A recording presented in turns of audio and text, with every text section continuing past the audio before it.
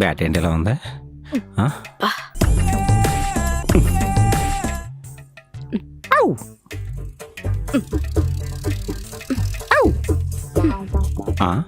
ఏంటి ఇవిడ కాళ్ళకి ఇవిడ దండం పెట్టుకుంటుంది?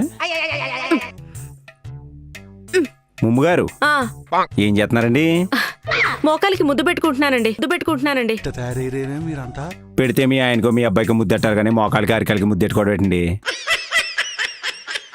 ఎక్సర్సైజ్ వామప్ చేస్తున్నాను చిన్న పుసగారు. ఊరుకోండి మమ్మగారు, కూర్చోండి ఒక 5 నిమిషాలు. ఏం చేస్తున్నారండి?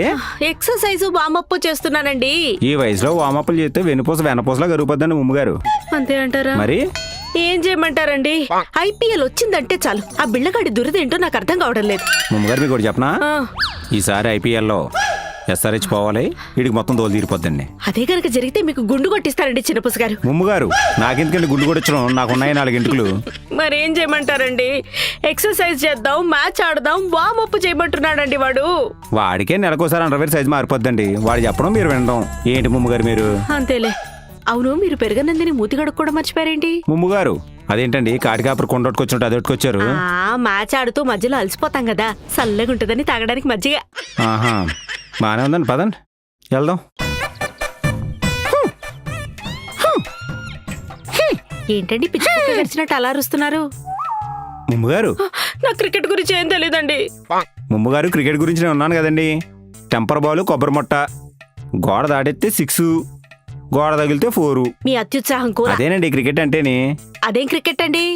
టెంపర్ బాల్ తో ఆడితే టెంపర్లో ఎన్టీఆర్లా రెచ్చిపోతామండి. ముమ్మగారు ఏంటో ఏంటండి బిల్లగారు అస్థికులా? అయ్యో చిన్న పుచ్చగారు ఏంటండి మీరు? ముమ్మగారు నిజం చెప్పండి. మనకు అంత అదృష్టం కూడానా? ఆయన శ్మశానంలో కాటికాపర్లాగా ఏంటండి నాకు అర్థం కాదు.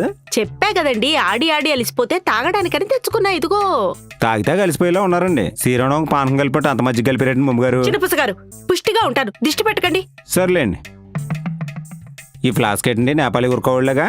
బూస్ట్ అండి, ఎనర్జీ వస్తుందని. ఎడారిలో ఒంటి తిరిగినట్టు ఇవన్నీ ఎందుకండి ముమ్మగారు?